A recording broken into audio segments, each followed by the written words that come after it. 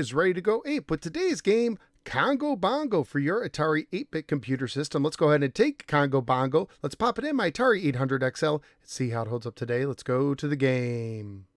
Congo Bongo was published by Sega and carries a copyright year of 1983. It is based on Sega's 1983 arcade game of the same name. The manual opens with the following. You're a hunter on a jungle safari. The jungle is full of creatures determined to give you a run for your life, but none of them can match the mischief of Congo Bongo, the gorilla.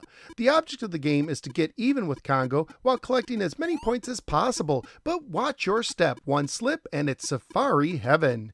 Congo Bongo is an isometric platformer for 1 or 2 players alternating with one standard mode of difficulty. Before you play, you must decide the number of players and whether you will be playing with a joystick or the keyboard. For the joystick, you use the joystick to move your hunter and the button to jump. When using the keyboard controls, you use the following keys to move, starting with up and moving in a clockwise fashion: Y, U, J, M, N, B, G, and T. You use shift and any of the previously mentioned keys to jump in one of the 8 directions, or shift and the letter H to jump straight up. Like many other ports of Congo Bongo, this game is limited to only 2 screens from the arcade game. On the first screen, you must climb a mountain, which includes going over a bridge and jumping over gaps in water.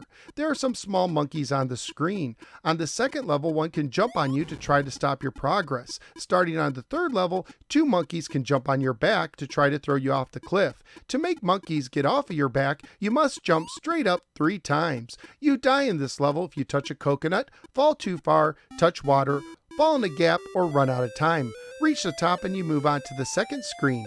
On the second screen, you can jump on lily pads, hippos, and fish to reach the other side.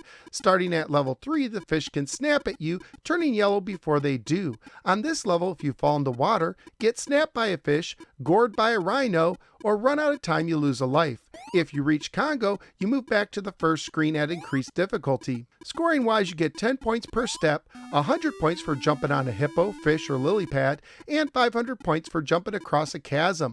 When you complete a level, you also get bonus points based on how quickly you completed the level. On higher levels, you can earn more bonus points. You also get an extra life at 10,000 points. Graphically speaking, I thought the game looked okay, but could have used some more colors, and the coconuts desperately needed some more animations. They moved like they were in an old LCD game.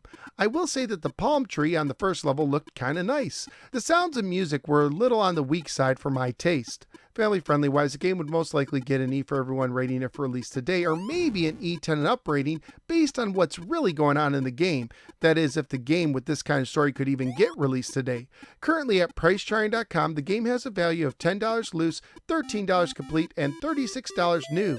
So what do I think of Congo Bongo for the Atari 8-bit computer line?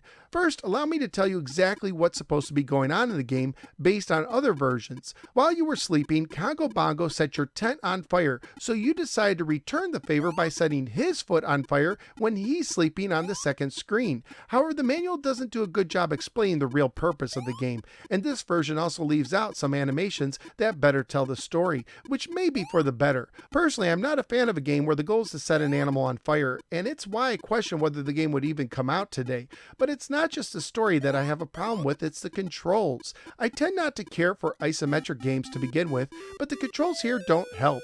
It can be hard to judge jumps, especially on the second screen, and the hit detection makes things worse. There are many times it looked like I landed a jump, but after a short delay, the game decided that my big toe touched the water, or that the land that I landed on wasn't really all the way there, so I died. This was very frustrating and made getting past the second screen a constant struggle. The game also felt a bit unfinished and buggy. Beyond the hit detection, there was a delay when inserting the number of players and the control setup. Sometimes I got stuck climbing for no apparent reason. Congo was occasionally late to appear on the screen, and instead of a high score, my game displayed 6 as less than 8, which is less than 0. Now this might be a problem that only pops up on certain Atari 8-bit computers like my 800 XL, and I've seen it appear in other videos, but personally I'm going to blame Y2K. So in the end, I found this version to be a mess that I don't want to deal with again. Seriously, the Atari 2600 had a more enjoyable port. So where am I going to rank Congo Bongo? As you might guess, all the way to the bottom. So of the 7 games are now ranked for the Atari 8-bits, Congo Bongo is getting tossed by 2 monkeys into the 7th position. Congo Bongo tries to be like Donkey Kong, but doesn't even come close. But that's just my opinion. What do you think? Let me know in the comments below. Also, please like, share, and subscribe. Follow me both on the Facebook and the Twitter. Click the bell so you don't miss any future videos. And sign up at patreon.com/NoSwearGamer, just like Ellis Gregor the Great did, who nominated today's game, to support the show and gain access to exclusive perks. Thank you for giving me a little part of your day, and I look forward to seeing you next time on the next episode of the No Swear Gamer. Take care, and don't light gorillas on fire, even if they did start it.